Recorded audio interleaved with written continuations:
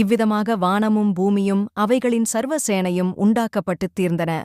ஆதியாகமம் 2:1 தேவன் தாம் செய்த தம்முடைய கிரியையை 7ஆம் நாளிலே நிறைவேற்றி, தாம் உண்டாக்கின தம்முடைய கிரியைகளையெல்லாம் முடித்தபின்பு 7ஆம் நாளிலே ஓய்ந்திருந்தார். ஆதியாகமம் 2:2 தேவன் தாம் சிருஷ்டித்து உண்டு பண்ணின தம்முடைய கிரியைகளையெல்லாம் முடித்த பின்பு அதிலே ஓய்ந்திருந்தபடியால் தேவன் 7ஆம் நாளை ஆசீர்வதித்து அதை பரிசுத்தமாக்கினார். ஆதியாகமம் 2:3 தேவனாகிய கர்த்தர் பூமியையும் வானத்தையும் உண்டாக்கின நாளிலே வானமும் பூமியும் சிருஷ்டிக்கப்பட்ட வரலாறு இவைகளே.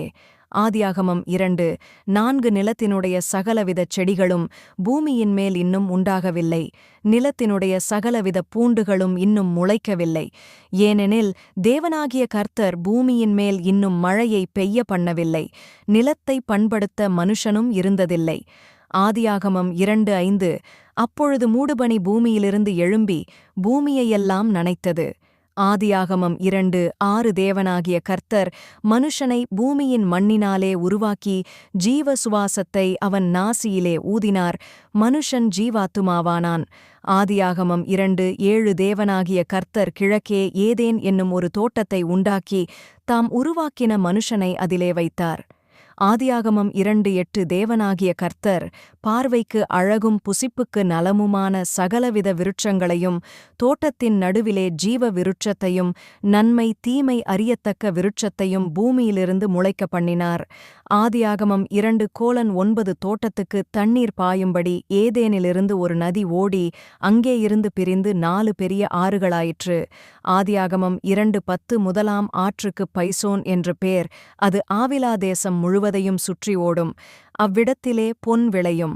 ஆதியாகமம் 2:11 அந்த தேசத்தின் பொன் நல்லது, அவ்விடத்திலே பிதோலாகும் கோமேதக கல்லும் உண்டு.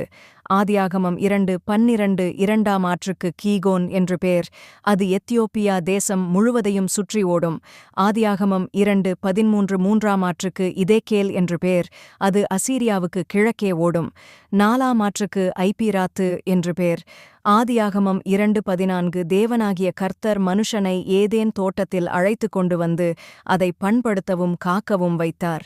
ஆதியாகமம் 2:15 தேவனாகிய கர்த்தர் மனுஷனை நோக்கி, நீ தோட்டத்திலுள்ள சகல விருட்சத்தின் கனியையும் புசிக்கவே புசிக்கலாம். ஆதியாகமம் 2:16 ஆனாலும் நன்மை தீமை அறியத்தக்க விருட்சத்தின் கனியை புசிக்க வேண்டாம், அதை நீ புசிக்கும் நாளில் சாகவே சாவாய் என்று கட்டளையிட்டார். ஆதியாகமம் 2:17 பின்பு தேவனாகிய கர்த்தர், மனுஷன் தனிமையாயிருப்பது நல்லதல்ல, ஏற்ற துணையை அவனுக்கு உண்டாக்குவேன் என்றார். ஆதியாகமம் 2:18 தேவனாகிய கர்த்தர் வெளியின் சகலவித மிருகங்களையும் ஆகாயத்தின் சகலவித பறவைகளையும் மண்ணினாலே உருவாக்கி ஆதாம் அவைகளுக்கு என்ன பேரிடுவான் என்று பார்க்கும்படி அவைகளை அவனிடத்தில் கொண்டு வந்தார்.